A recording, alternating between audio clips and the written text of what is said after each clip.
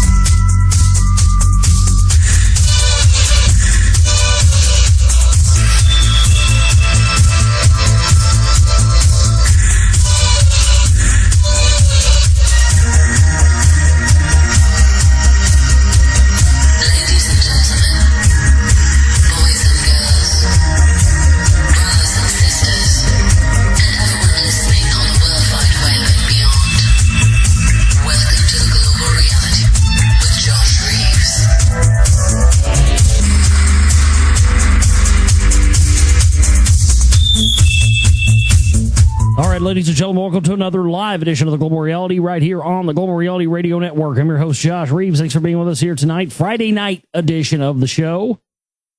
Yeah, for those of you who hadn't been paying attention, we have been doing Friday night shows again. Now we've been doing our schedule. We may not do them every Friday night, but we're definitely going to be doing more and more. We were doing as many there for a while, but we're going to be doing more of those here for a while when there's material, when there's stuff to get into, and we are here live with you tonight on the broadcast. Good to be with you here for this Friday night into Saturday edition of the broadcast. It is the Friday the 13th now, going into Saturday the 14th, 2012, and so glad you could be with us here tonight. We're going to get into a few news articles here and maybe a couple of emails. I think we have one or two, I don't know. But we'd love to have more from you.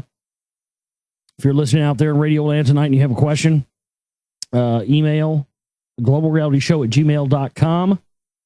That's globalrealityshow@gmail.com, and you can send a comment, question, anything else over there. I'll do my best to address it and talk about it here on the program for you tonight.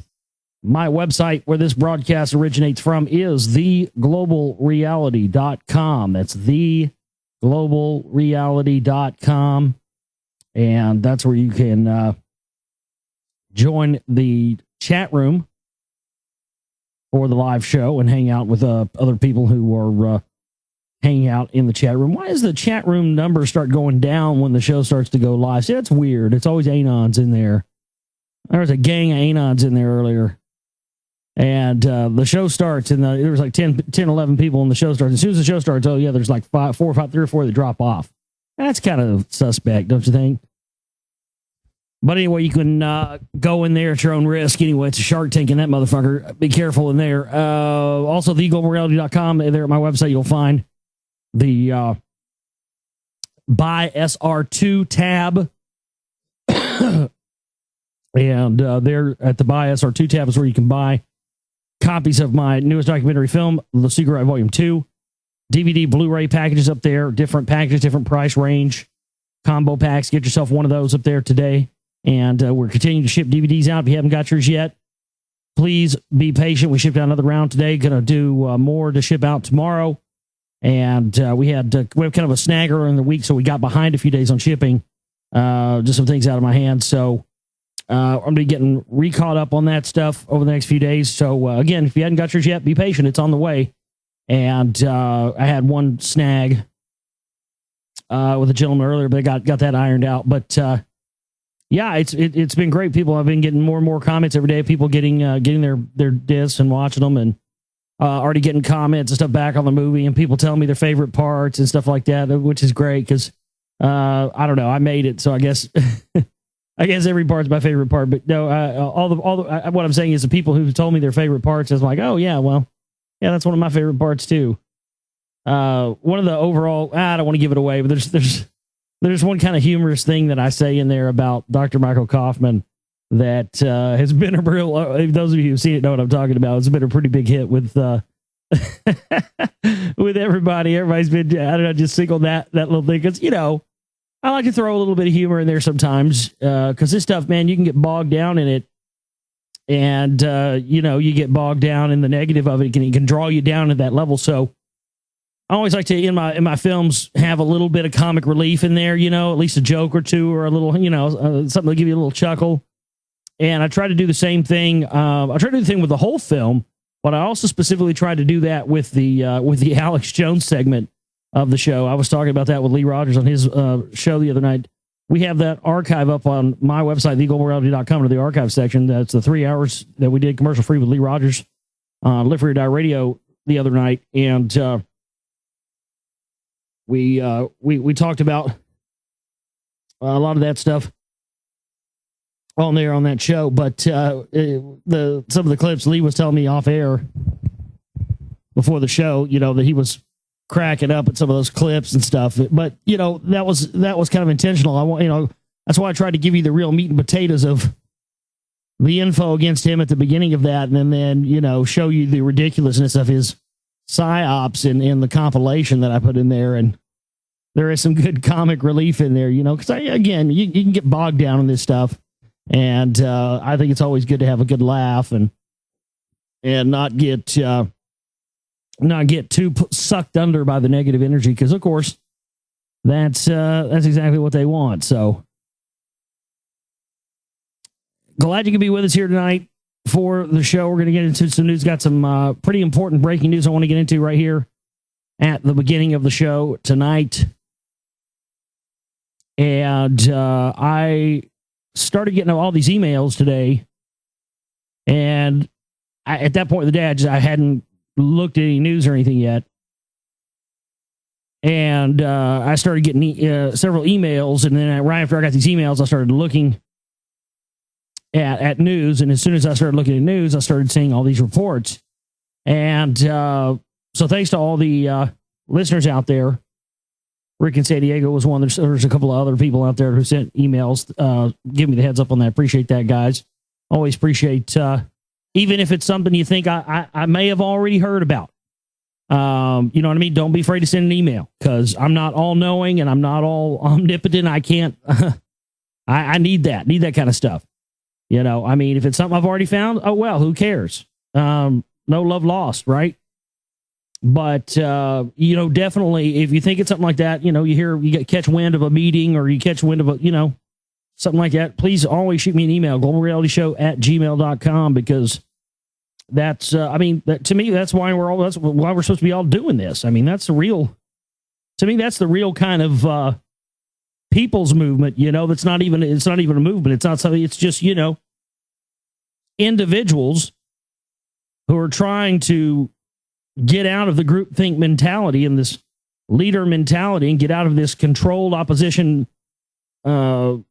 wonderland that's been laid out for us to fall into. And, everybody throwing information, passing it around to each other, taking what you find, passing on. That's what that's really the main vehicle for my show now, is really me just passing the stuff on that I find to you. Because, I've dedicated myself to doing this. And, before I had a radio show, I was doing this. I just had no outlet for it, and so what good is that? If you can have, all the knowledge of the world, but if you don't have a vehicle, if you don't have an outlet for that knowledge to spread out to the masses, then it's not even worth having. But I did want to thank all the people who gave me the heads up on this. To be honest with you, I'm going to try and see if it's possible. Start a day, and it's going on tomorrow. But I'm going to see if I can get some funds together and go cover this for a special report to be released upon on YouTube upon me shooting it. But it looks like they may be having either a CMP meeting or an Arlington group meeting, but definitely an admitted high-level Christian right-wing meeting going on in Texas, in Brenham, Texas this weekend. That's about a 4-hour drive or so from the Dallas area where I live. And I try to get some cash together and see if I can get one of my buddies to go with me. I have to pay him, to go with me or something, pay somebody to go with me. But yeah, if I can get a couple of $100 in here, $200-300, it'd be super. I could pay for expenses, pay for everything for me to get down there and go do it. I can go and get footage of this and see who goes in and out of this thing. It's being held. Well, first off, it's full of CMP members. It's full of admitted. I mean, we're talking about people who I've talked about in my films. You've got James Dobson is going to be there, Gary Bauer, who I've talked about in the films, Tony Perkins from the Family Research Council. And they're going to be having this big confab this weekend to decide on a candidate to oppose Mitt Romney. Now, this is classic for what the CMP have done. And I remember back when Bush, the same kind of thing was going on. People forget this. Same kind of thing was going on at the end of Bill Clinton's second term. The Republican Party was pretty splintered. There wasn't any really strong candidates in there. And Bush really didn't know. Nobody was really behind Bush at all. People forget that. Yeah, he was president, but people weren't really behind him. He didn't really have any momentum behind his campaign. He certainly didn't have the support of the party and of the big players in the Republican Party at that time. They had a CMP meeting in San Antonio, Texas. This has all been admitted to. Bush met behind closed doors with Tim LaHaye. Tim LaHaye gave Bush Jr., W, a questionnaire. And some of the things that were on this questionnaire pertain to things like, will you promise to elect only pro-life judges to the Supreme Court? Do you promise to abolish Clinton era, gun laws and gun grabbing stuff and all this, whatever whatever their hot button concerns were. And apparently Bush smiled and nodded to every single one of them. And as soon as that happened, boom. Next thing you know, out of nowhere, Bush had a campaign. And he had the support of all the big name players in the Christian right wing. And all of a sudden, you started to see this campaign in the media about Bush the Christian. And then boom, a year later, we have 9/11. I mean, it was just perfect. And they did this last time. And actually, the last time they did this, the last elections, they actually admittedly did this at a CMP meeting. It was during, they had a CMP meeting the week of the Democratic National Convention that was going on in Colorado, and that was when Jones did his stage fiasco with Michelle Malkin. What's funny about that, and to me indicates more of what Lee and I were talking about the other night about that whole thing with Michelle Malkin being an op, and it's pretty obvious if you watch the video that was an operation. But I found it pretty interesting that they had their operator Jones on the ground at the Democratic National Convention in Colorado, pulling those annex and that trying to provocateur a riot with Michelle Malkin there, while simultaneously they were having a CMP meeting in Minnesota, and they decided to have it that weekend because they knew the media and everybody was going to be focusing on the Democratic National Convention in Colorado. And so they would be too busy paying attention to that to notice what these CMP guys were doing. Now, to me, folks, that's a very damning thing to me against Alex Jones right there alone. Because if this was really a truth movement, if it really was about the truth to these people that follow Alex Jones and follow the phony controlled patriot and truth movement, if it really was about the truth, there would have been somebody calling shenanigans on that and would have been there in Minnesota trying to track down this information. Hell, we had a few months ago, we had the information that there was where it was going on and everything. At the Ritz-Carlton in San Francisco, nobody could get out there to cover it. Nobody could get funds together for me to go cover it. But so this is 4 hours away.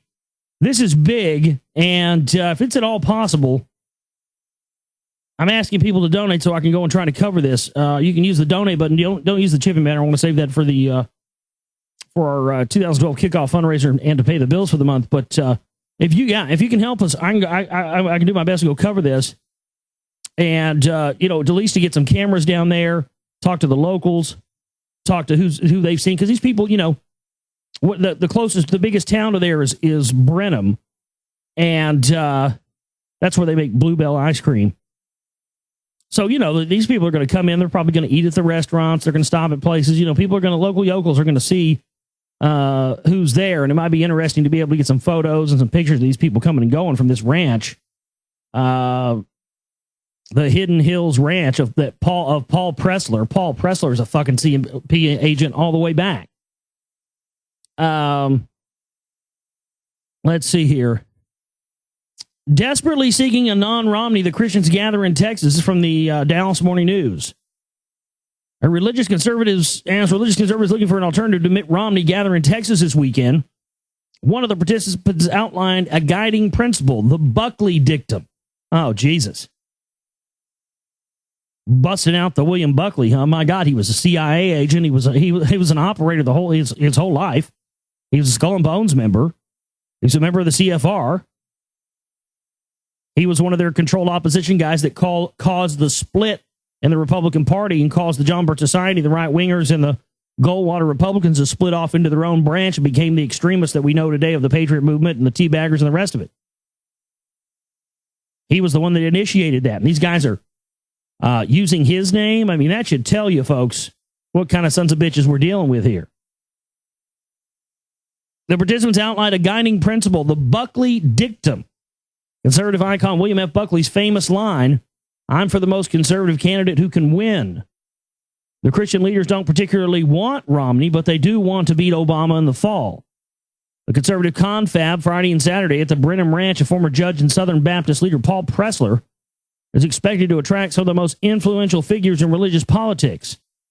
Among those invited are radio host James Dobson, the American Family Association's Don Wildman, who sponsored Rick Perry's August prayer rally in Houston, activist Gary Bauer, mega pastor John Hagee. Oh, no.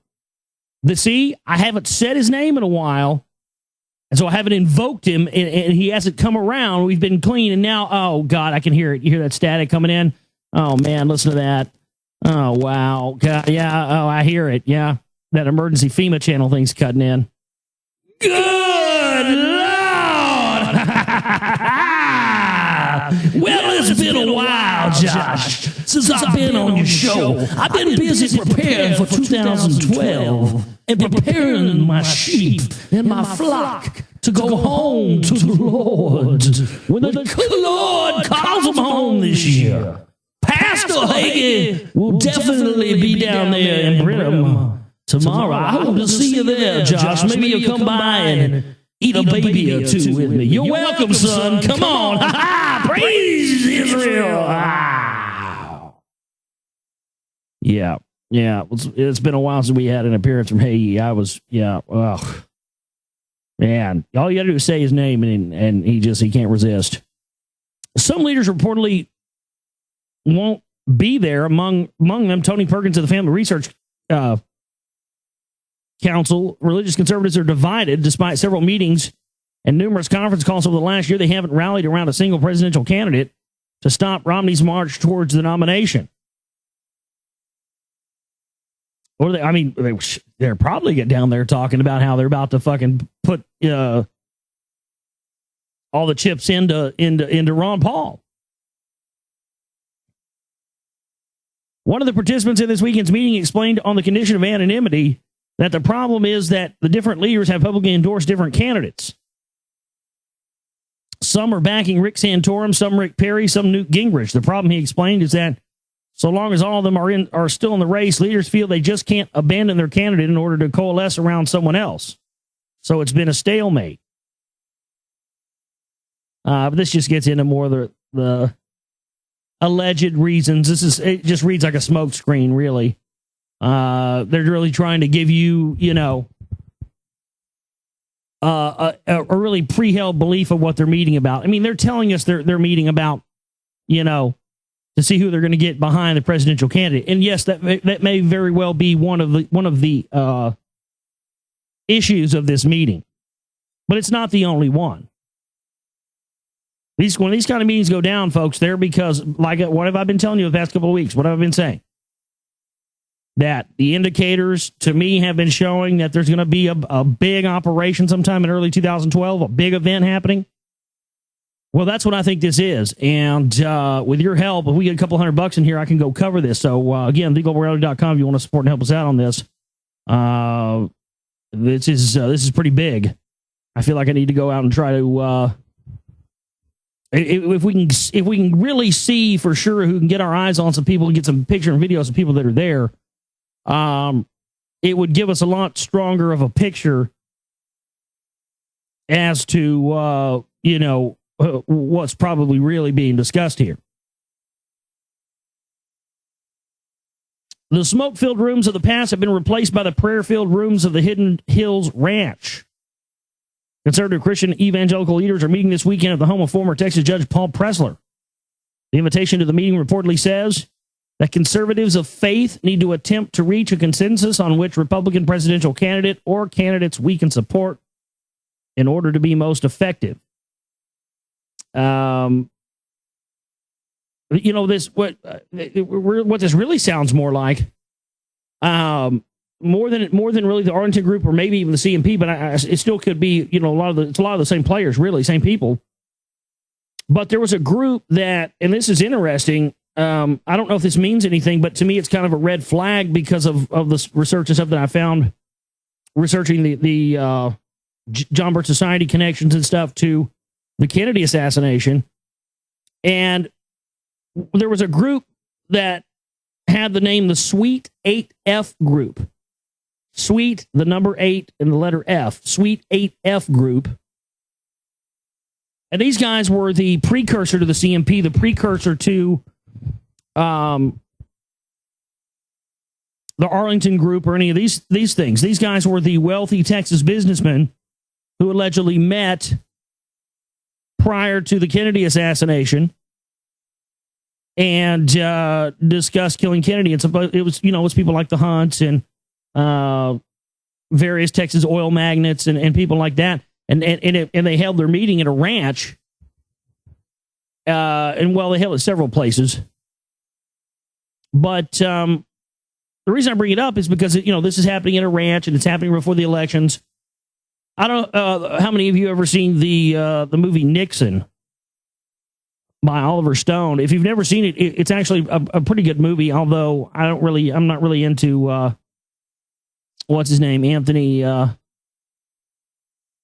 what's his name? Anthony Hopkins as he wasn't really believable to me as Nixon, but the movie was good. It's kind of like JFK Part 2, really. But there's a key scene in there where the events I just described are depicted, and I watched this recently and blew my mind because they really, really let a little bit of real information. They do in JFK a bit as well, but they let some real information slip in that movie Nixon that, most people probably wouldn't catch or understand the relevancy of it. And what's interesting about it is, if you watch the beginning credits of the movie Nixon, it'll have the names of the actors and the names of the character that they're playing, right? And on all of the names of the actors and the names of their characters, on all of them but one, they use the real name of the person as the character.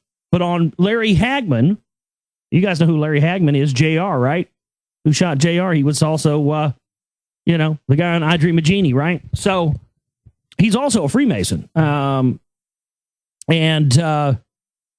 dad was a roadie for Glenn Campbell once. Glenn Campbell was a Freemason as well, and he saw all those guys there.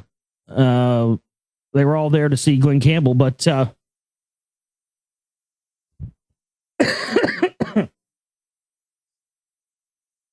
excuse me. Oh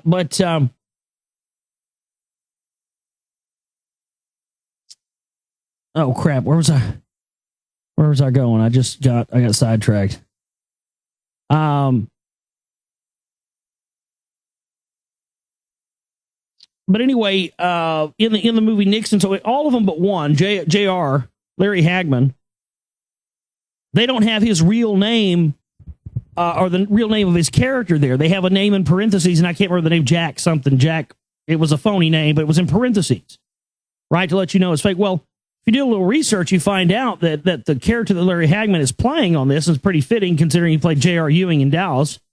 And that was, J.R. Ewing was kind of and the whole Ewing family was a caricature of big Texas oil families, like the Hunts and others, right? These types that were meeting prior to the Kennedy assassination.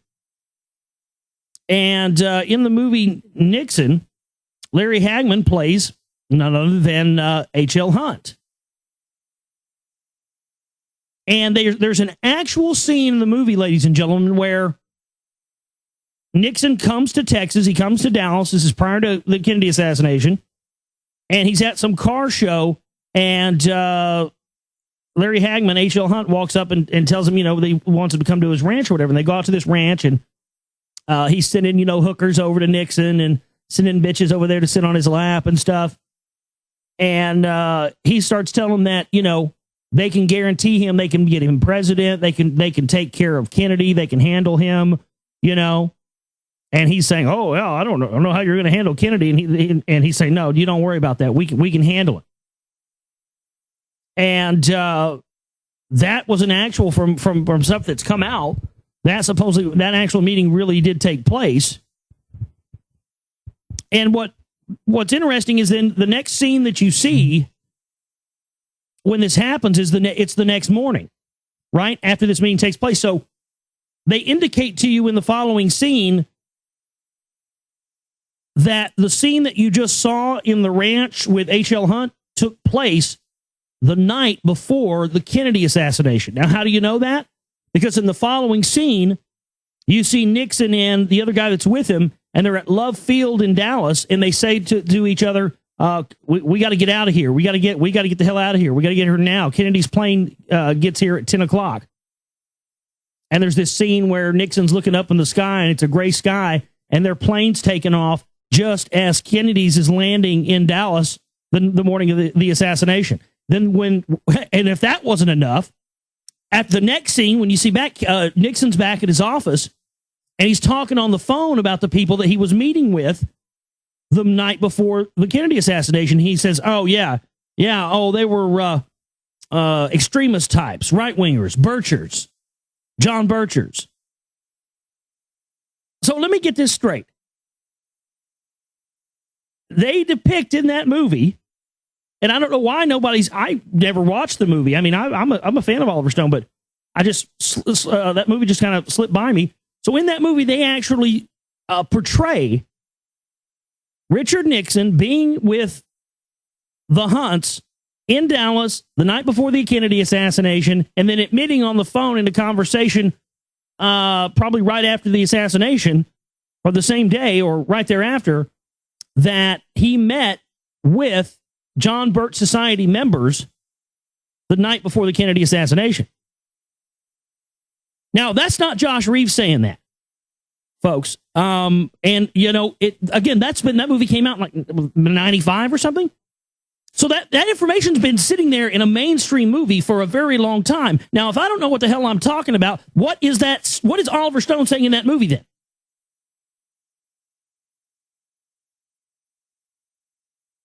I mean, if that doesn't tell you a reason, if you haven't gotten my DVD, if you haven't gotten The Secret Right Volume 2 yet, that should be your goddamn reason why you should go and get it. And that should be your reason why you should make a donation so I can go down and support me, so I can go down and cover this shit. Cover these guys. I'm balls deep in this, man. I'm a player on the field of taking these guys on. And, boy, they're on the run now. Whoo! This is getting real interesting. Oh man, let's see if we have here on the email tonight.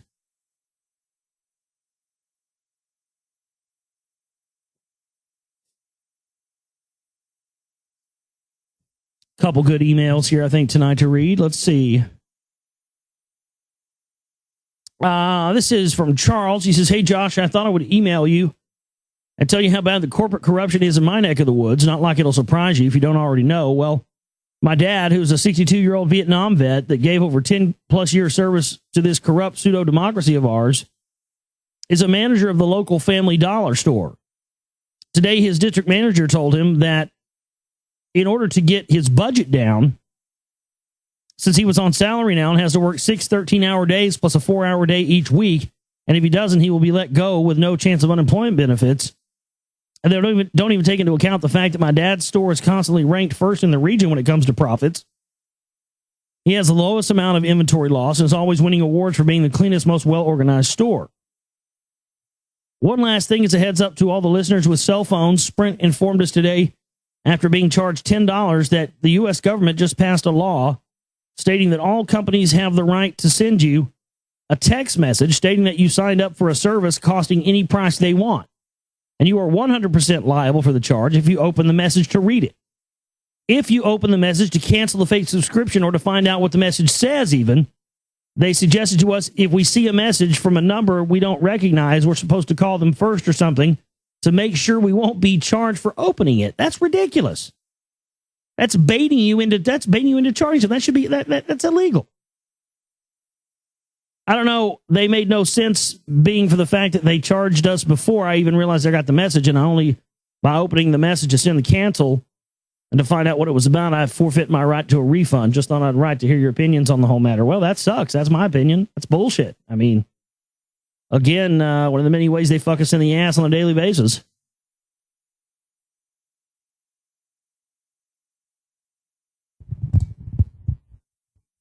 This is from someone named Easy One. It's at hushmail.com, huh? Yeah, yeah, whoever this is and want me to know who they are. That's cool. That's fine. They say, Dear Mr. Reeves, I also heard another one of your shows where you mentioned Jack Blood and how he had, according to Lee Rogers, sent him messages claiming he was a white nationalist. I found this link from the Jack Blood forum. It sounds a little in line with what you were saying that he said, but it's still pretty odd, I think. Here is part of the Jack Blood comment from the link. Now, a lot of people wouldn't know this about me. I was an associate of Dr. William Luther Pierce in the 1990s. I took a lot of shit for airing his radio show every week on the 50,000-watt major market stations that I managed. I stood up for the National Alliance and the right to be heard. I was smeared publicly for doing so. I actually have a personal signed copy of the Turner Diaries Pierce wrote to a fellow revolutionary. That's Jack Blood saying that. I also gave Matt Hale his first show, not because I agree with him or his group, but because I value free speech. I was one of the only people to stand up for Hale when he was framed by Patty Fitzgerald's crew. I put Rick Adams back on the air and got him syndicated.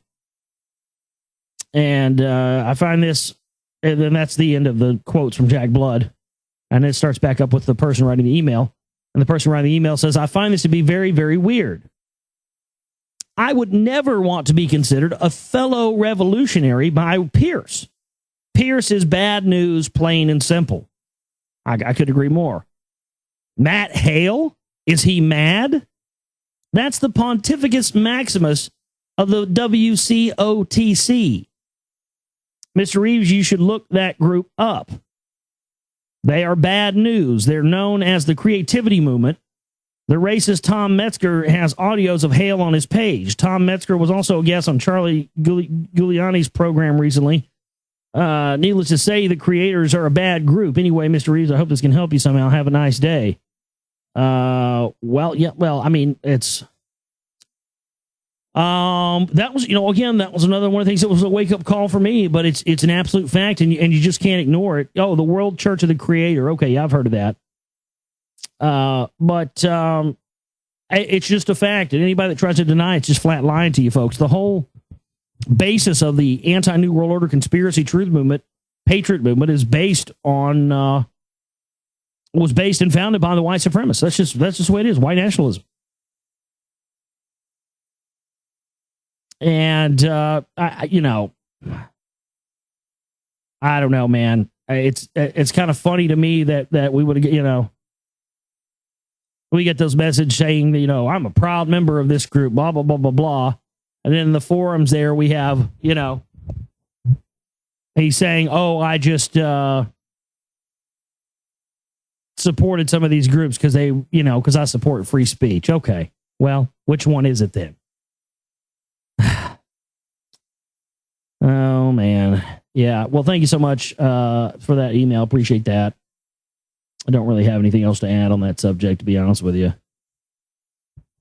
I only brought it up once and didn't really plan to talk about it any more than that, just because the reason I ever brought it up before is because, I don't like having things like that I'm not, that I'm not talking about. It just bugged me.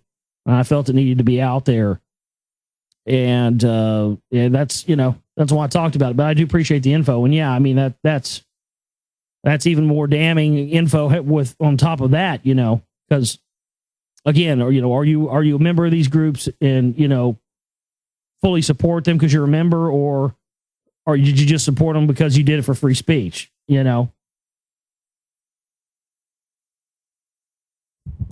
Saying one thing to one person and one thing to somebody else, that's pretty, it doesn't look good. But I mean, it shouldn't surprise you, man. All these groups. Look, I mean, my God, Willis Carto, the Liberty Lobby, Spotlight, Jim Tucker outfit that Eustace Mullins was involved with. Man, those guys. Willis Carto bringing over real Nazis, literally for real. Can't believe that people can still blindly follow these phony movements without at least looking into this stuff and checking on this stuff for themselves. Nobody's asking you to be a fan of my work or anything else. You don't have to like me. Fuck all. But don't let the fact that you dislike me keep you from looking into some of the information that I'm putting out here. It's vital that you do so. You don't like me. You think I'm a clown. You don't like my voice. You think I'm an asshole. Whatever, whatever the story is today. But it's not about me. That should not stop you from taking a look at the information. Even if you hate my guts and you're the biggest Alex Jones cocksucker on the face of the planet, if you don't at least look into this stuff that I'm putting out, especially in the Secret Right Volume 2, and look into this stuff for yourself, then you don't have anybody else to blame but yourself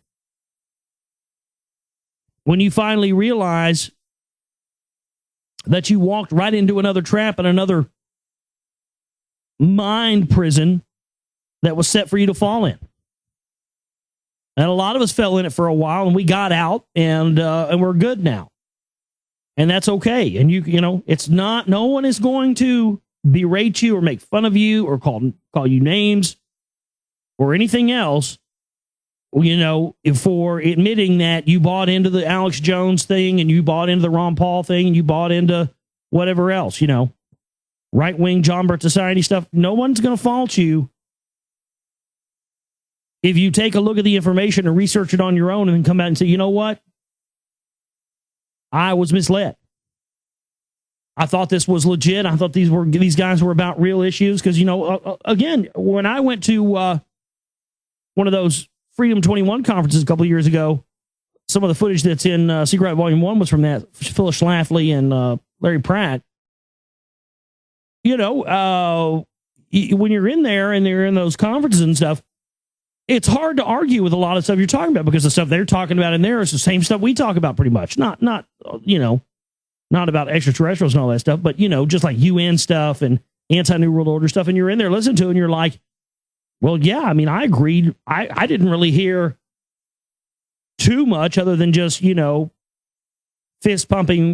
fist pumping right wing go Republican Party stuff that was there. But other than that, I really didn't hear much that I disagreed with. Even though I was there to, get footage of these CMP related people. I mean, the stuff they were talking about.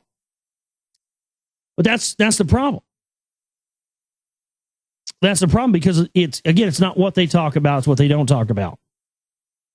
And, if you've got somebody out there who you've been trying to get into this information and to look at this stuff for themselves, but won't do it just because they don't like me or my show or my research or something like that,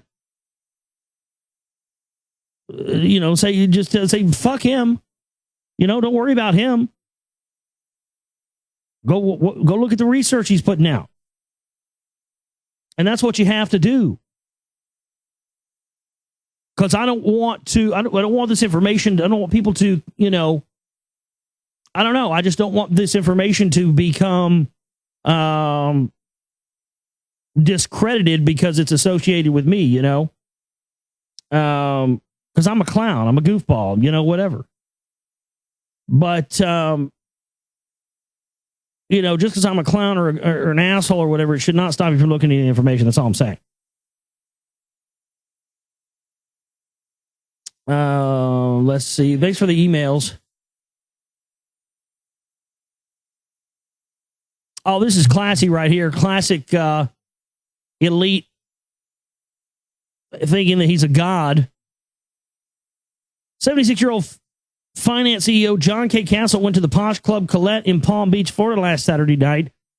He naturally expected the very best, but when his expectations weren't met to the exact letter, he allegedly snapped more than just figuratively speaking.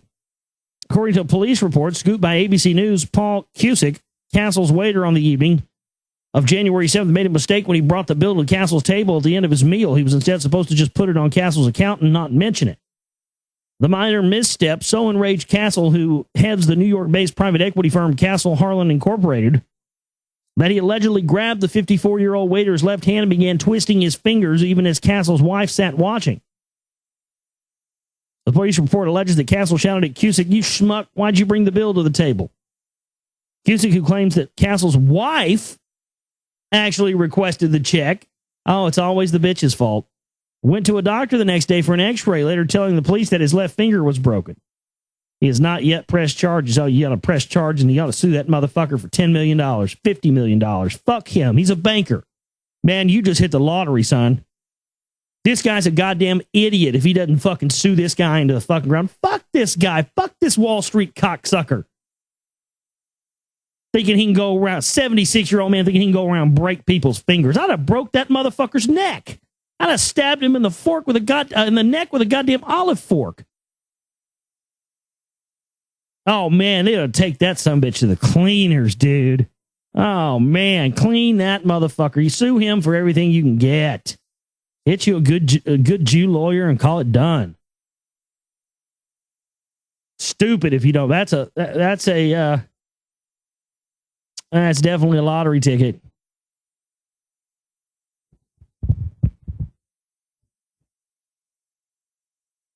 Let's see what else we have here in the mail tonight. This is interesting. The case for the 21-hour work week. It would create jobs and stop the unsustainable cycle of rampant consumerism. To save the world, or really to even just make our personal lives better, we will need to work less. Time, like work, has become commodified, a recent legacy of industrial capitalism, where a controlled 40-hour work week in factories was necessary. Our behavior is totally out of step with human priorities in today's economy. To lay the foundations for a steady state economy, one that can continue running sustainably forever, a recent paper argues that it's time for advanced, developed countries to transition to a normal 21-hour work week. So they're saying you'll work 3 days or something like that, 3 or 4 days a week, 21-hour work week. And so what they'll do is they'll have, 21, instead of it being, you do your job Monday through Friday, you'll do your job Monday through Friday, and then some other schmuck will do it, 3 other days of the week. And that's how it'll be. But see, this is exactly, this is amazing they're admitting to this. Because this goes right in step with them bringing in a new currency system, or a cashless currency system that's just based on credits. And, I've seen this coming for a long time. I can't believe it's actually already here. And that's how they're going to create they're going to roll out the new currency, and that's how they're going to create the new, because you think about it, you're going to be doubling, if not tripling, the jobs by doing that. But what they're going to have to do is the currency is going to have to be revalued, because the cost of living and how we pay and the value of money, everything else is going to have to change before that system's put in place. But the fact that they're talking about it right there lets you know real quick, folks, that it's on the way. our currency system and the way we view money and the way we spend money and the way it's all going to change real soon. And what they're going to do is they'll get, you're going to have people who are going to work, who are going to be workaholics, right? And who are going to want the extra money, who are not going to go with that 21-hour work week. They're going to work 3 days at one job, and then they'll get the off day shift at another job and do another 3 over there. And this is how people are going to do this. This is how they're going to roll out this stuff. And people will buy into it because they think that they're getting they're working less or whatever, but for the same amount of money. But that's just not how it is. They're getting ready to change the whole economic structure, and that's why they're now letting this out of the bag. The orange juice industry, including Minute Maid owner Coca-Cola, is anxiously waiting to see if the Food and Drug Administration makes any decision concerning traces of a fungicide found in their product. Ugh.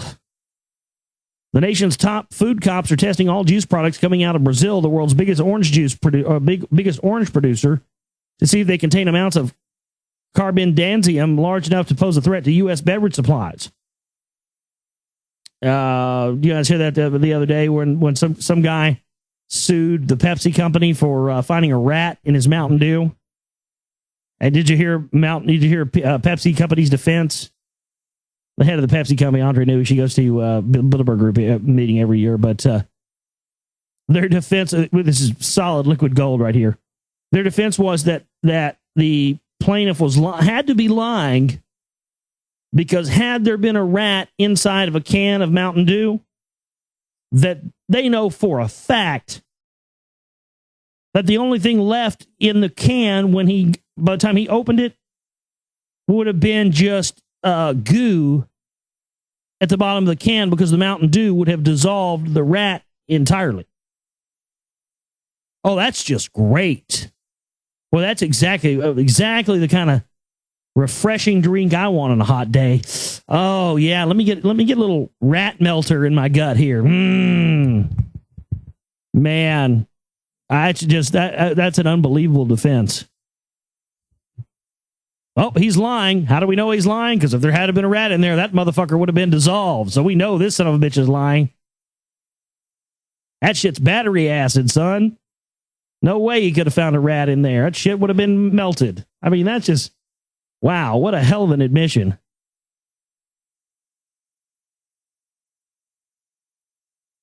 Oh, man. That is rough stuff. See what else we have here. Oh, smokers. Yeah, you. Yeah, you in the back, motherfucker. Yeah, I know you're listening to the show right now. You're fucking smoking on a fatty blunt or something, yeah. Now, smokers, listen up. Marijuana doesn't harm lung function. So toke it up out there, all you fucking weed heads. Smoking a joint once a week or a bit more apparently does not harm the lungs, suggests a 20-year study that bolsters evidence that marijuana does not do the kind of damage tobacco does. And you're going to see marijuana legalization. There's just too much money in it. Billions of dollars. This is a pretty crazy story. Somebody was dropping this in my chat room the other day, acting like this was total hogwash. And I don't think this is total hogwash. Not when you look at the absolute history of not only the United States, but other countries as well, back engineering extraterrestrial technology. I mean, do you really think that Area 51 is the only place on the face of the planet where there's back engineered alien technology? You think other countries haven't gotten their hands on this stuff? Last month, Iran put on display what it insisted was a captured American stealth drone. At the time, Tehran claimed it brought down the RQ-170 with a sophisticated electronic attack. Nonsense, says one Iranian engineer who claims to have inside knowledge on the drone nav. The Islamic Republic used force fields and flying saucers to subdue and capture the unmanned craft. Meet Mehran Tavakoli Keshe, who purports to be the father of the RQ-170 abduction. In a recent post to his eponymous foundation's online forums, Keshe claims the Iranians used advanced space technology that he pioneered. The craft has been picked up and been put down on its belly through the use of field forces, by which he means force fields. It's a lot like Tinfoil Tuesday, our weekly roundup of the planet's most insane conspiracy theories. The U.S. has yet to confirm that the drone Iran claims to have is actually the stealthy beast of Kandahar. And the yellow model that Iran has peddled out looks like it's made out of fondant. Yeah, that doesn't. There's a picture here, and yeah, it looks like it doesn't look real. Like a drone-shaped cake constructed for an episode of Food Network Challenge, Keshe claims that the drone looks as smooth and clean as it does in Iran's propaganda photos because his force fields intercepted the RQ-170 like a tractor beam would and deposited it gently on Iranian soil. Oh man, this is, yeah. Okay. I see where this is going now. So this is, so what they're doing now is that, I mean, because look at this picture. It doesn't look real. You can go look at the pictures of that actual craft, and it doesn't really. I mean, no. Look at that thing. That's what Iran says they captured. I'm not buying it. So, in order to try and back up the story that, you know, they captured this,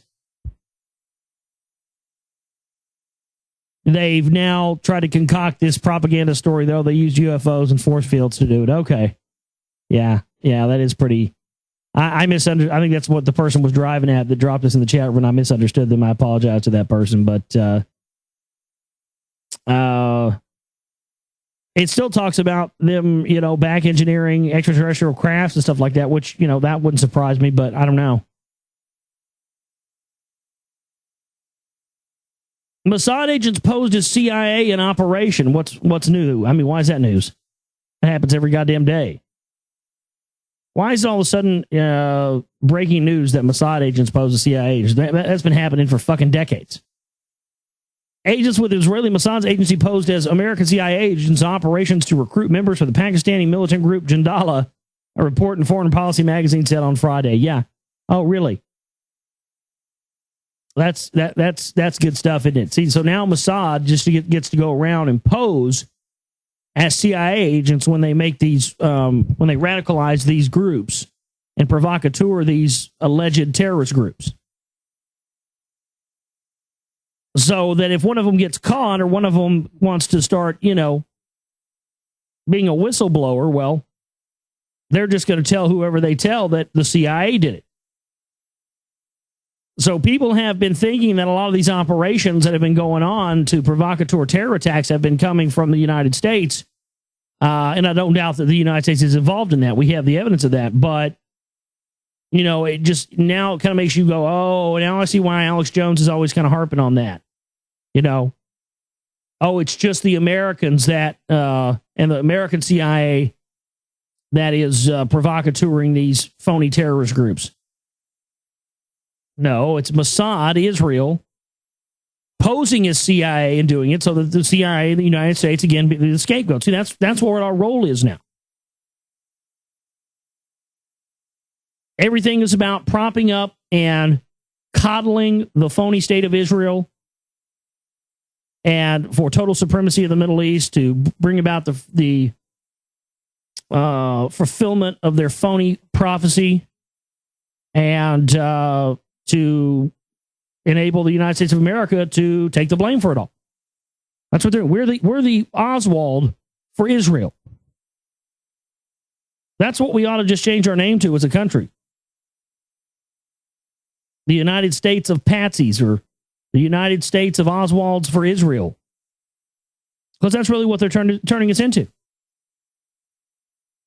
And it's easy to believe because, oh, well, America just wants the oil and blah, blah, blah, and Bush and the warmongers and look at this and blah, blah, blah. Oh, but don't look over at Israel. No, they're not doing anything wrong. In fact, we have to protect Israel at all costs. What a crock of shit. Fuck Israel. There, I said it. Fuck Israel. I'll say it again. Fuck Israel. How about that? And fuck the Mossad too while we're at it. Who is flying unmanned aircraft in the United States? Government withholds information on drone flight authorizations. Yeah. See, yeah, they don't want you to know that they actually allow other countries and other governments to fly drones all over the United States all the time.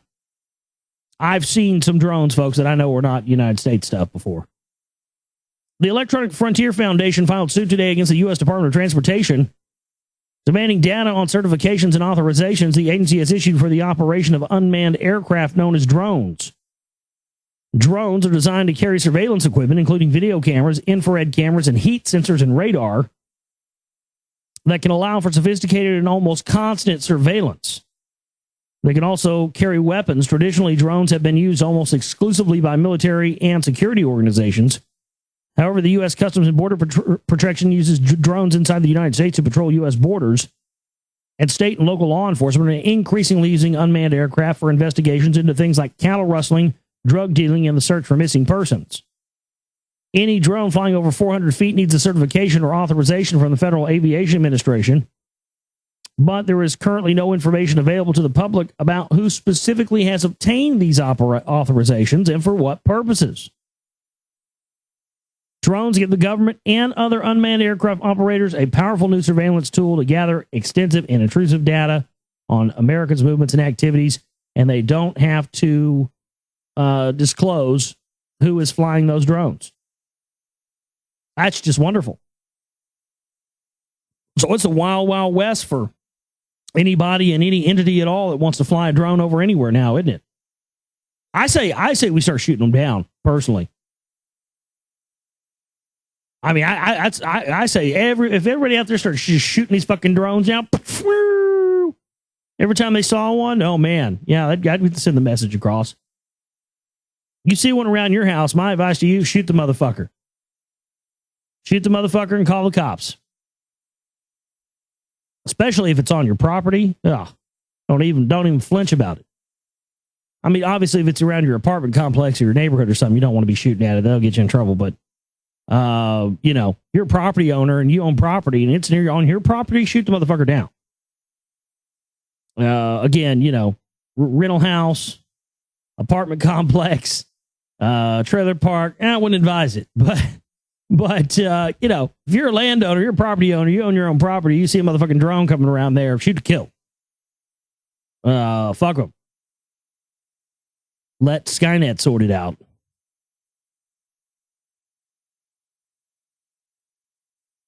Boy, I was just talking the other night on one of the shows about the iBrain. Bill Gates' last invention before he died. Jack your iPad into your brain. And boy, it's like every time I say something, I got to quit saying this stuff. And I have listeners say, hey, you need to quit saying this stuff. Because every time you say something about something on your show, it's like the next day, there it is. Email in your eye. I told you. I wasn't lying. Look, it's already here. I talk about it. The next day, there's a story. Next generation video screen glasses could lay messages or GPS over your field of vision. So it's glasses and the screens are on the lenses. Oh, that's just wonderful. So you can just stay jacked into the matrix everywhere. Your iPad and your laptop and your desktop PCs and your Mac and your smartphone are not enough, and your game consoles. No, those are not enough. Got to have glasses that have you jacked into the grid as well. As advances in computer technology make gadgets ever more smaller, more portable, the idea of carrying a screen of any kind could soon be outdated. The consumer products with screens that have dropped in size from a computer laptop to a tablet via phone. I'm sorry, I'm adjusting my microphone here. It keeps going too low on me. There we go. But one company specializing in cutting-edge visual technology, whilst Rayleigh company Loomis, has shown off the PD-18-2, which may look like a cumbersome pair of shades, but allows the user to see high-quality images while they walk and beams information directly to your field of vision. And look at this. I'll put a picture of this in in the chat room for you. It's got a freaking heads-up display on it with Internet Explorer and shit on it. Look at that. Games, TV, video, messages, Internet Explorer. Look at that. That's on glasses.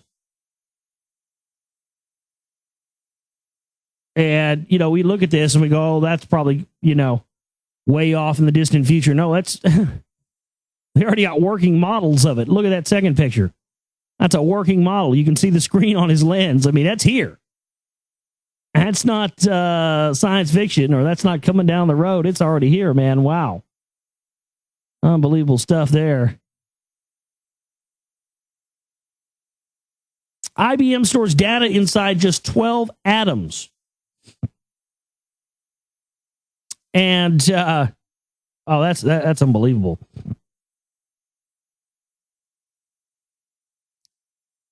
So they're storing data on something just 12 atoms in size. That's, man. See, we knew they were getting down to the atomic level.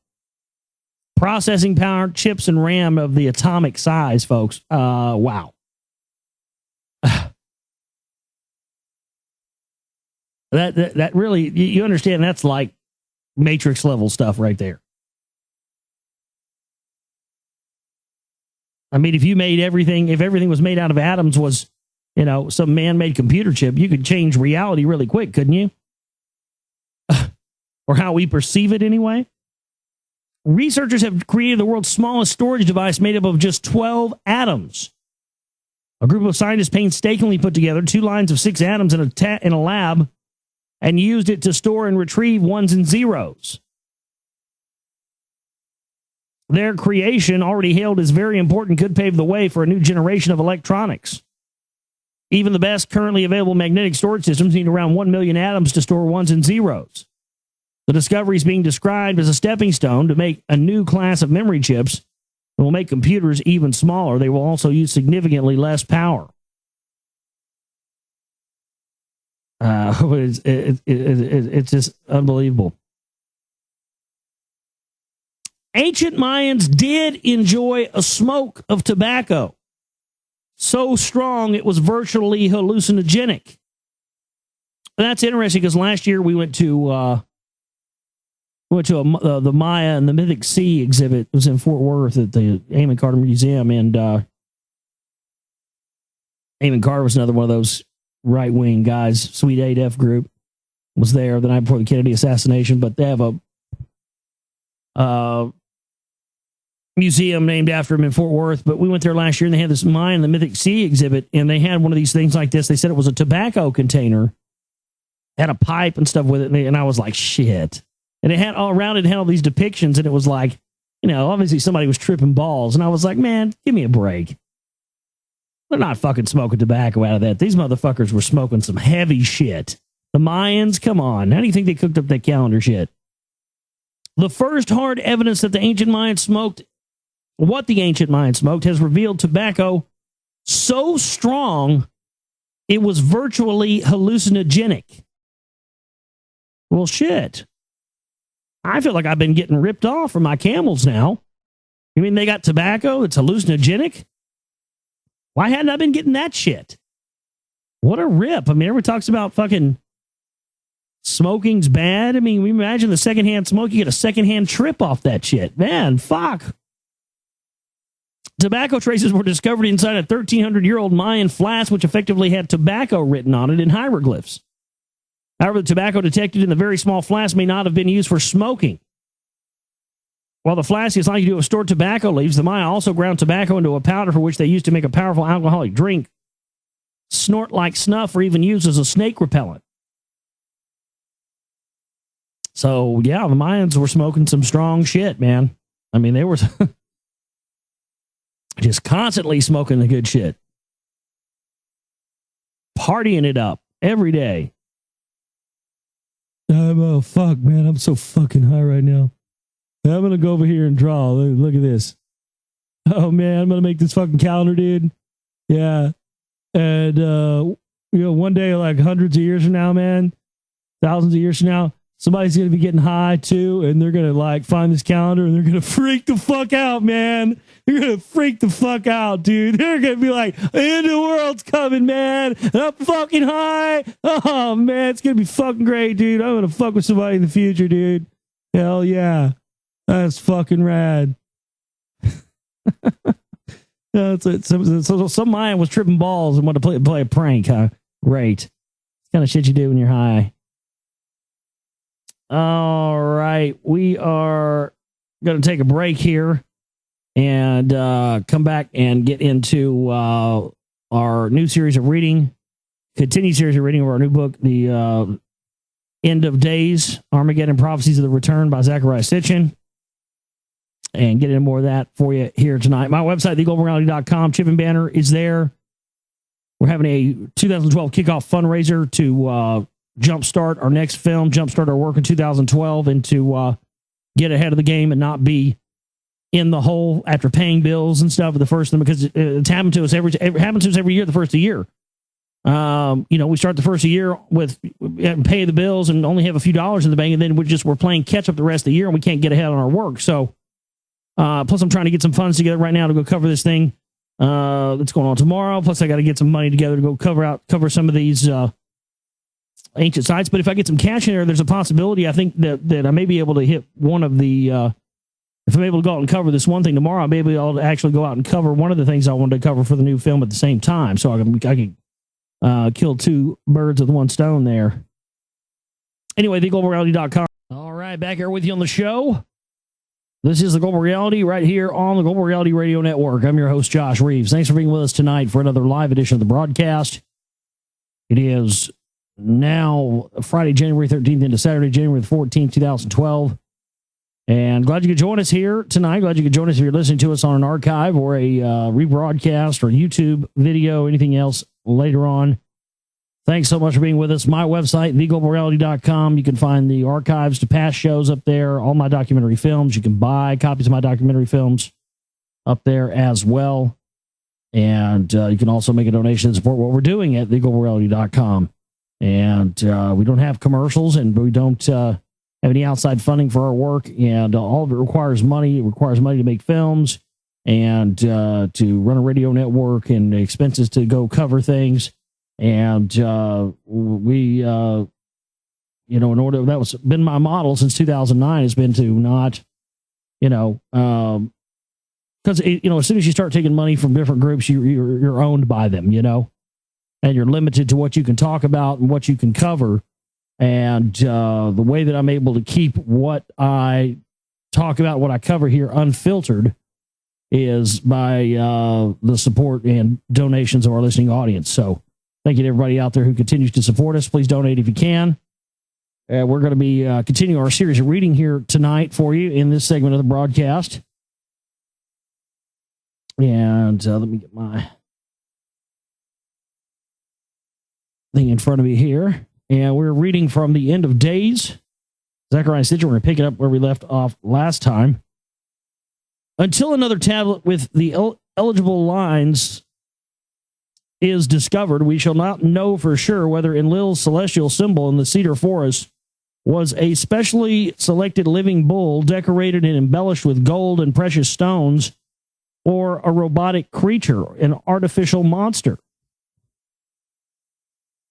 What we do know for certain is that upon its slaying, Ishtar in her abode set up a whale, all the way to Anu in the heavens.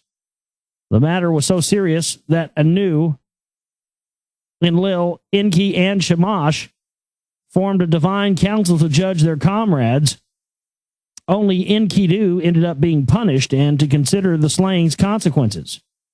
The ambitious Inanna, or Ishtar, had indeed reason to raise a whale. The invincibility of Enlil's age had been pierced, and the age itself was symbolically shorted by the cutting off of the bull's thigh. Marduk's attempt to establish an alternative space facility was not taken lightly by the Enlilites. The evidence suggests that Enlil and Ninurta were preoccupied with establishing their own alternative space facility, and on the other side of the earth, in the Americas, near the post-diluvial sources of gold.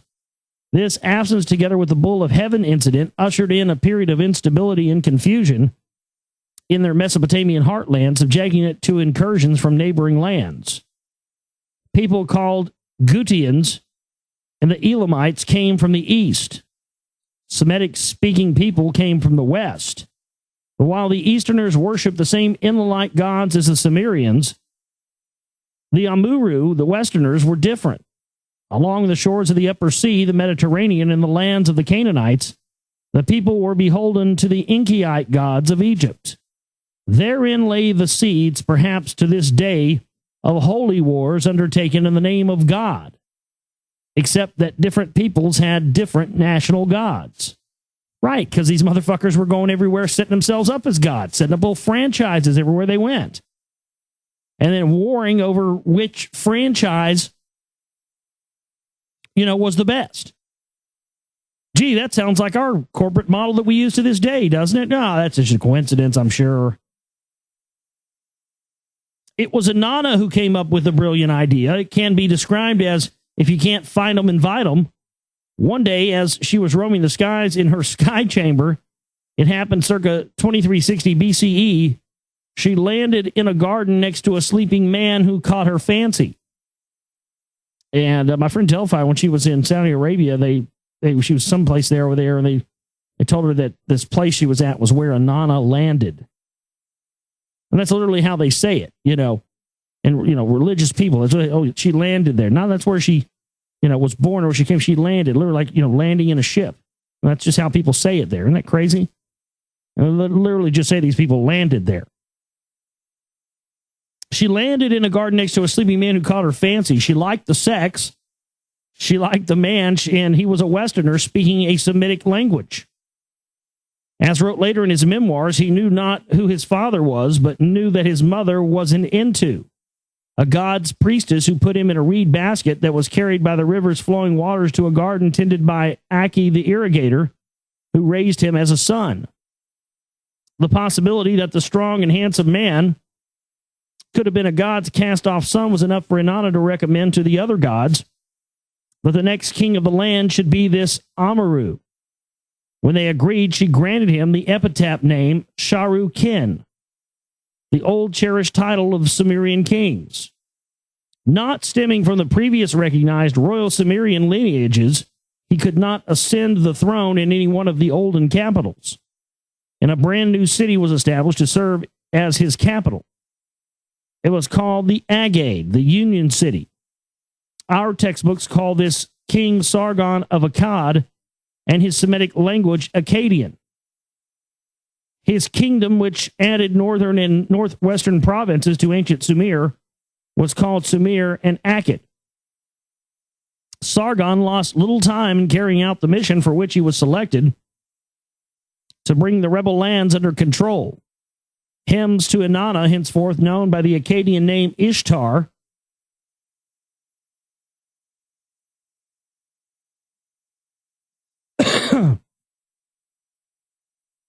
had her tell Sargon that he would be remembered by the destruction of the rebel land, massacring its people, making its rivers run with blood. Sargon's military expeditions were recorded and glorified in his own royal annals. His achievements were summarized in the Sargon Chronicles thus: Sharu Kin, king of Agade, rose to power in the era of Ishtar. He left neither rival nor opponent. He spread his terror-inspiring awe in all of the lands. He crossed the sea in the east. He conquered the country of the west in its full extent. The boast implies that the sacred space-related site, the landing place deep in the country of the west, was captured and held on behalf of Inanna or Ishtar, but not without opposition. Even texts written in glorification of Sargon state that in his old age, all the provinces revolted against him. Counter annals recording the events as viewed from Marduk's side reveal that Marduk led a punishing counteroffensive. On account of the sacrilege Sargon committed, the great god Marduk became enraged. From east to west, he alienated the people from Sargon and punished them with an affliction of being without rest. Sargon's territorial reach, it needs to be noted, included only one of the 4 post-diluvial space-related sites. only the landing place in the cedar forest. Sargon was briefly succeeded on the throne of Sumir and Akkad by two sons, but his true successor in spirit and deed was a grandson named Naram-Sin. The name meant Sin's favorite. The annals and inscriptions concerning his reign and military campaigns show that he was in fact Ishtar's favorite. Texts and depictions record that Ishtar encouraged the king to seek grandeur and greatness by ceaseless conquest and destruction of her enemies, actively assisting them on the battlefields. Depictions of her, which used to show her as an enticing goddess of love, now showed her as a goddess of war bristling with weapons. It was warfare not without a plan to counter Marduk's ambitions by capturing all the space-related sites on behalf of Ishtar. The lists of cities captured or subdued by Naram-Sin indicate that he not only reached the Mediterranean Sea, assuring control of the landing place, but also turned southward to invade Egypt. Such an incursion into Incaite domains was unprecedented, and it could take place. A careful reading of the records reveals because Inanna and Ishtar had formed an unholy alliance with Nergal. And when I was in the world's largest Masonic cathedral in Guthrie, Oklahoma, they had an Assyrian room there. I've got pictures of it. And it was closed to the public at that time because they were doing renovations on it. And the guy who was leading the tour was a Mason. And we told him we came all the way from Dallas. And he said, yeah, you know what? I'll take y'all in there and let y'all see it. And he took us in there to see it. And I've got pictures of it. There was depictions of Nergal on the wall.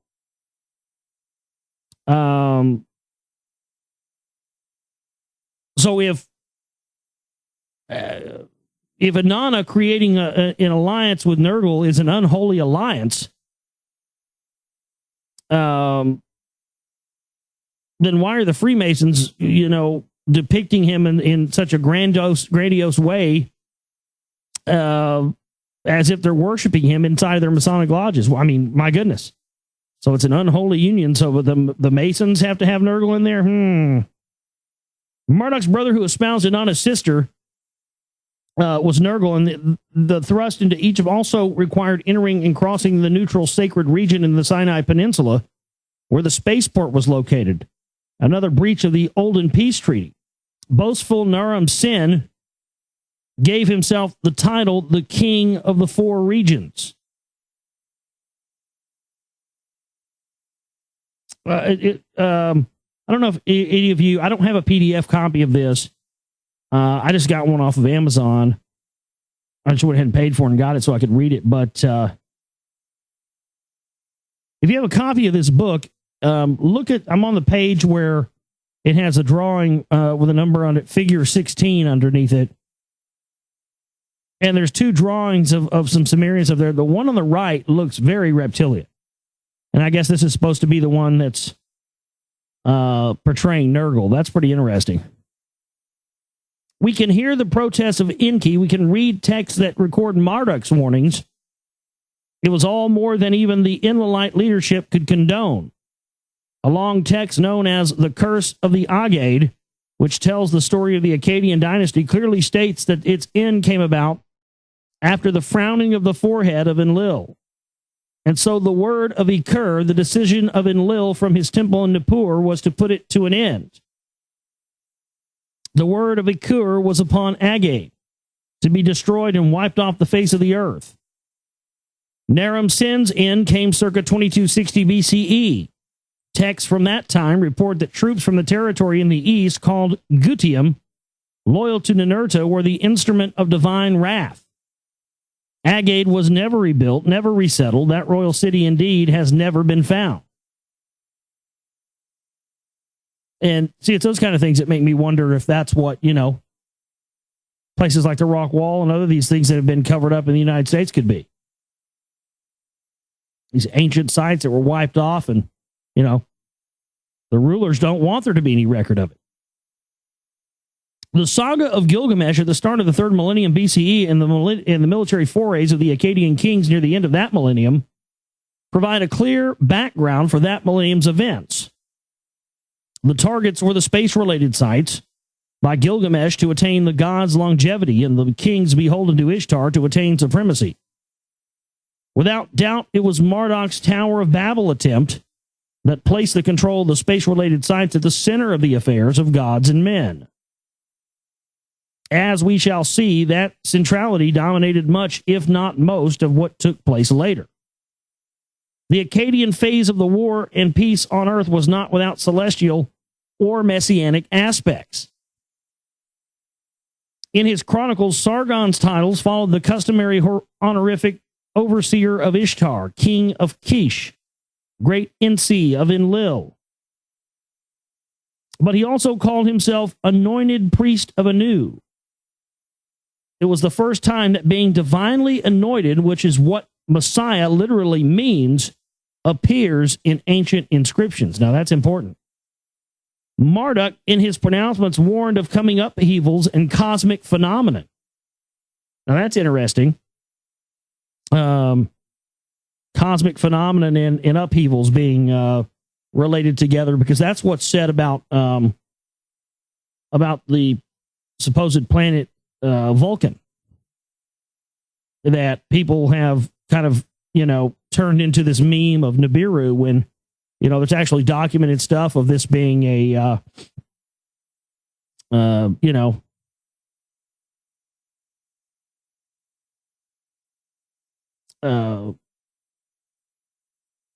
actual thing. I'm sorry, I lost track here. The day shall be turned into darkness, the flow of the river water shall be disarrayed, the land shall be laid to waste, the people will be made to perish. Looking back, recalling similar biblical prophecies, it is clear that on the eve of the 21st century BCE, gods and men expected a coming apocalyptic time. So that's an interesting thing. So during the time period that was happening, we were living in now, that was happening during the BCE times, they were expecting an apocalypse, just as we are now. So that's the end of chapter 2. I'd like to get into some of chapter 3 for you here tonight. Egyptian Prophecies and Human Destinies. The End of Days by Zechariah Sitchin. In the annals of man on earth, the 21st century BCE saw in the ancient Near East one of the civilization's most glorious chapters. Known as the Ur-3 period, it was at the same time the most difficult and crushing one, for it witnessed the end of Sumer in a deathly nuclear cloud. And after that, nothing was the same. Those monumentous events, as we shall see, were also the root of the messianic manifestations that centered on Jerusalem when BCE turned to AD some 21 centuries later. The historic events of that memorable century, as all the events of history, had their roots in what had taken place before. Of that, the year 2160 BCE is a date worth remembering. The annals of Sumer and Akkad from that period record a major policy shift by the Enlilite gods. In Egypt, the date marked the beginning of changes of political religious significance, and what occurred in both zones coincided with a new phase in Marduk's campaign to attain supremacy. Indeed, it was Marduk's chess-like strategy maneuvers and geographic movements from one place to another that controlled the agenda of the era's divine chess game. His moves and movements began with a departure from Egypt to become, in Egyptian eyes, Amun, also written Ammon or Amen, or Amun. The date of 2160 BCE is considered by Egyptologists to mark the beginning of what is designated the First Intermediate Period, a chaotic interval between the end of the Old Kingdom and the dynastic start of the Middle Kingdom.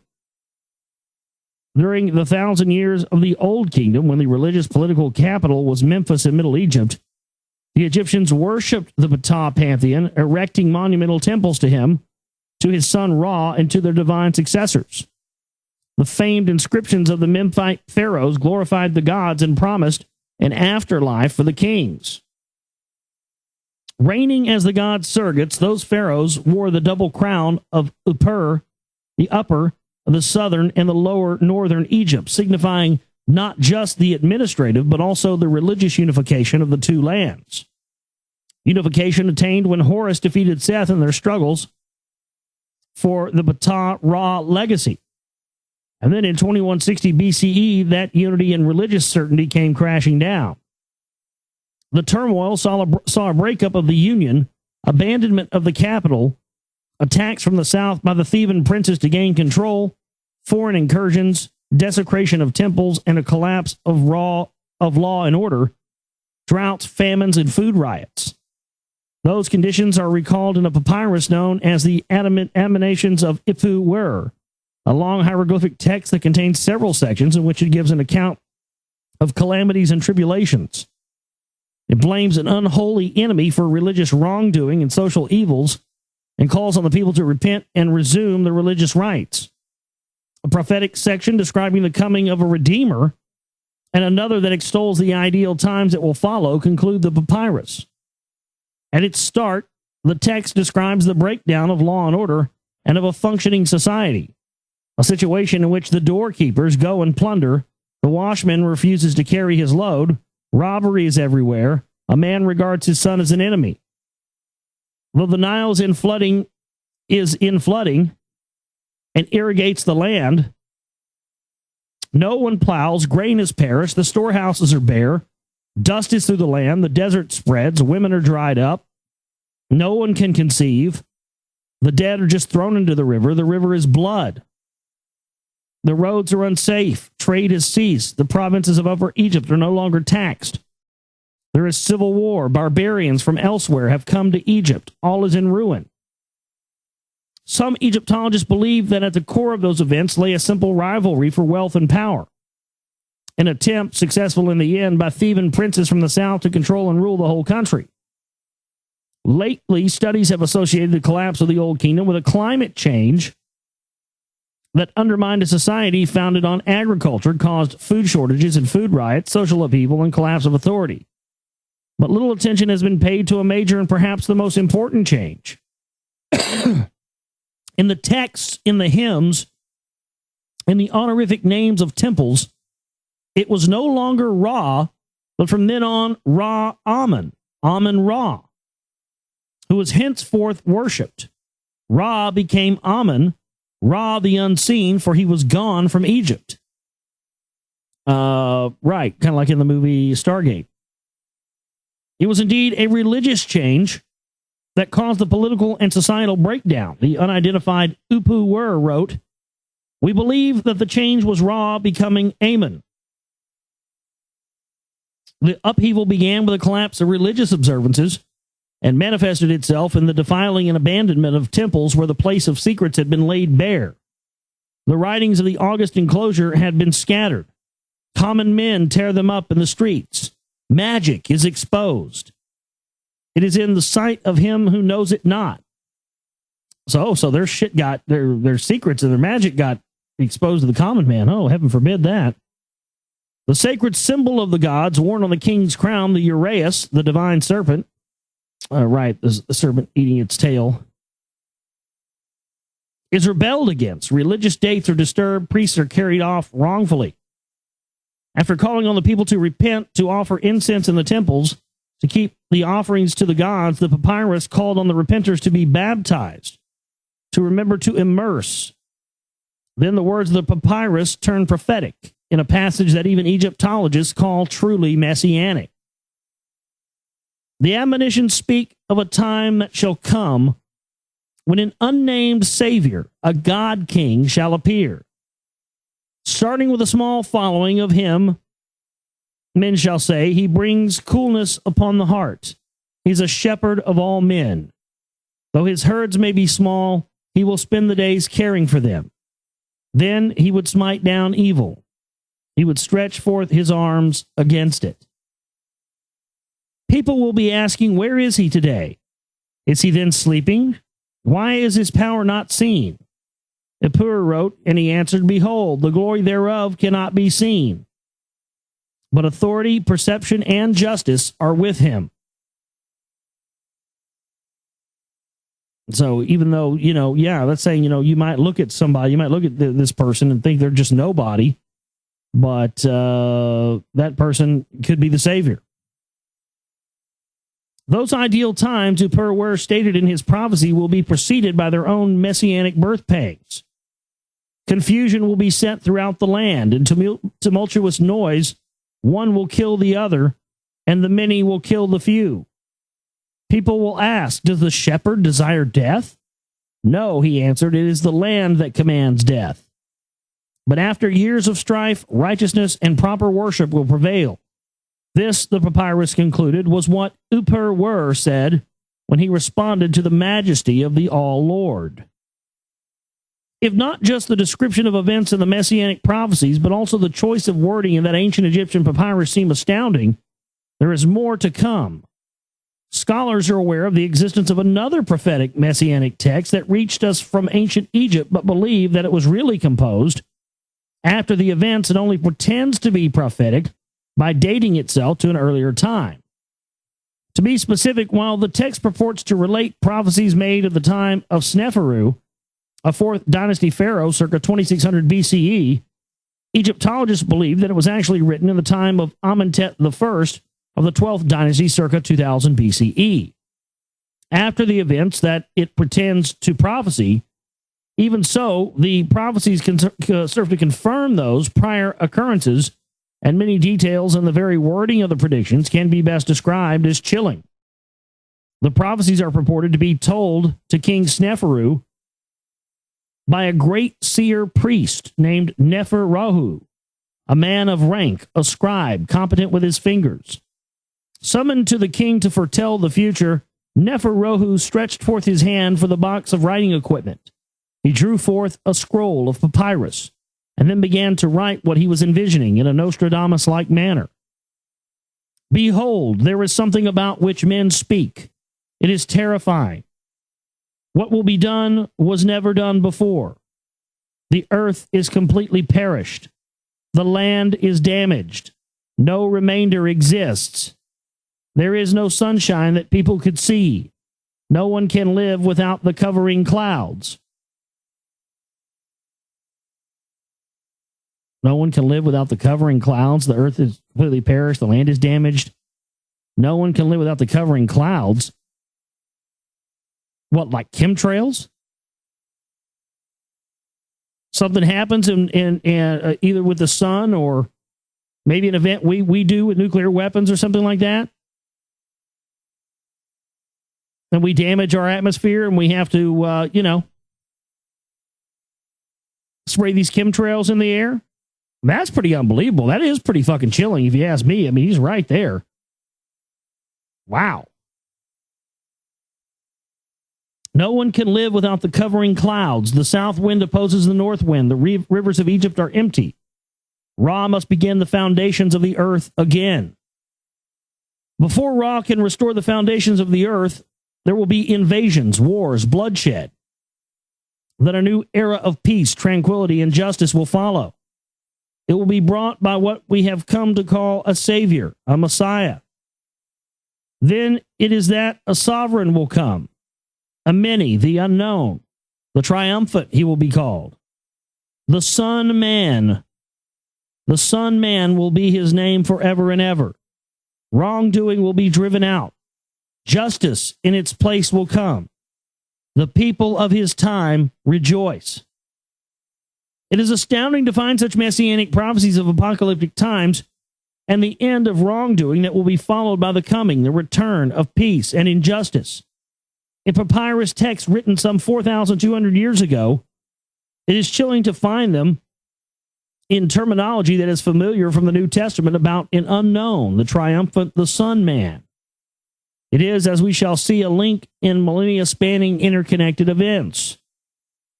In Sumer, a period of chaos, occupation by foreign troops, defiling of temples, and confusion as to where the capital should be and who should be king followed the end of the Sargonic era of Ishtar in 2260 BCE. For a while, the only safe haven in the land was Ninurta's cult center, Lagash, from which the Gudian foreign troops were kept out. Mindful of Marduk's unrelenting ambitions, Ninurta decided to reassert his right to the rank of 50 by instructing the then king of Lagash, Gudea, to erect for him in the city's Girsu, the sacred precinct, a new and different temple. Ninurta, here called Ningirsu, lord of the Girsu, already had a temple there, and as well a special enclosure for his divine blackbird or flying machine. Yeah, the divine blackbird, the fucking Klingon bird of prey. I'm telling you, man, it's all going to come out in the end. We're all going to find out we were fucking seeded from Klingons. God damn it. I'm going to be so fucking pissed when that comes out. Of all the goddamn dirty motherfuckers in the universe we could have been seeded from, we had to be seeded by fucking Klingons. Great. So we're all fucking part Klingon. That's just fucking wonderful. You know, nothing I've ever found in my research has pissed me off. And that, fuck Klingons, man. It really explains everything for me now. Now I know why we're so fucked up as a people on this planet. We're fucking Klingons. Klingons are fucking dumb. God, man. That really explains a lot. We were seeded from Klingons here on Earth. That's why we're so retarded. That's why we fuck everything up. Cloaked planes can't save us from fucking up our planet. Where did I leave off? Yet the building of the new temple required special permission from Enlil, which was in time granted.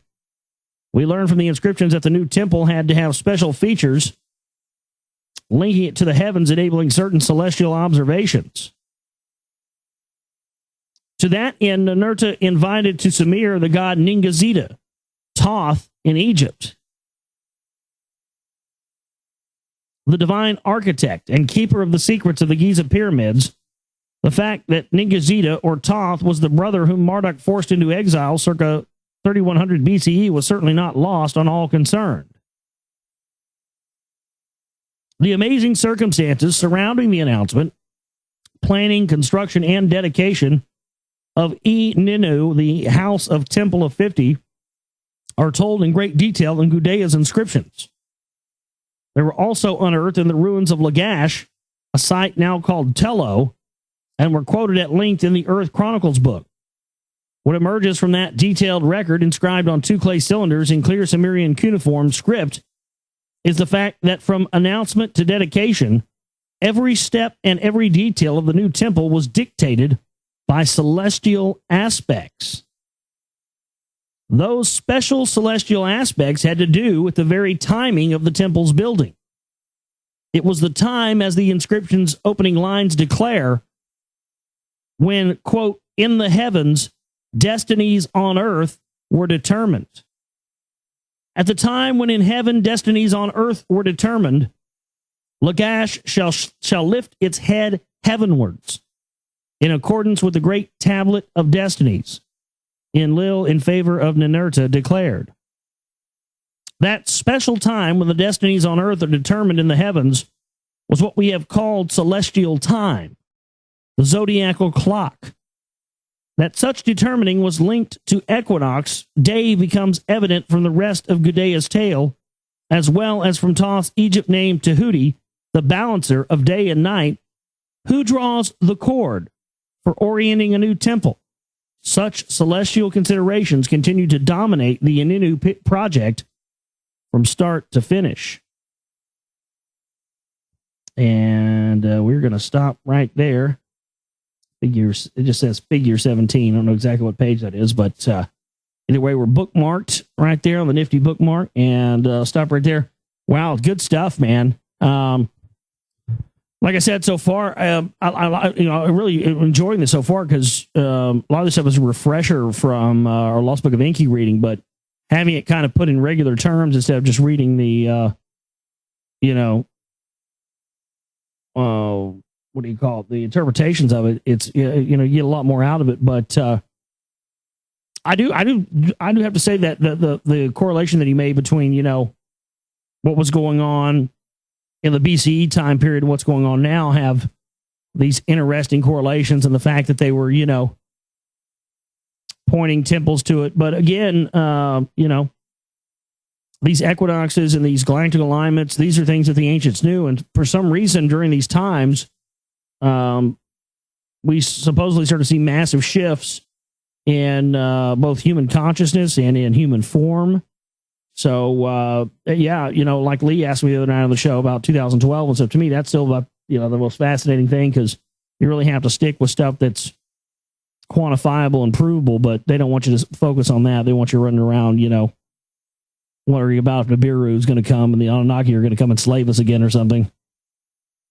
Ridiculous stuff. Anyway, That's it for us tonight. Hey, I'm trying to get out to Brenham to go cover this right-wing confab and get some footage and find out who's there and do a report on it. If anybody can help us, a couple $100 for expenses and stuff like that, go to the donate button, legaloverreality.com, and help us out, please, so we can do that. If you'd like to get a copy of The Secret Right Volume 2, go to the website as well, legaloverreality.com. And if you want to support our 2012 kickoff fundraiser, go to the chip-in banner there at the website as well. What a fantastic week of shows. I enjoyed all the shows this week. I hope you enjoyed them as well, and I hope that you'll continue to tell your friends and family and everybody else. I'm going to be going on Red Ice Radio again. That's going to be sometime in February. I don't know an exact date yet, but I do know it's going to be sometime in February, and when that happens, I will definitely let you know when it is. TheGlobalReality.com. My name is Josh Reeves. I love each and every one of you, and we'll see you next time. You guys have a great one. Take care.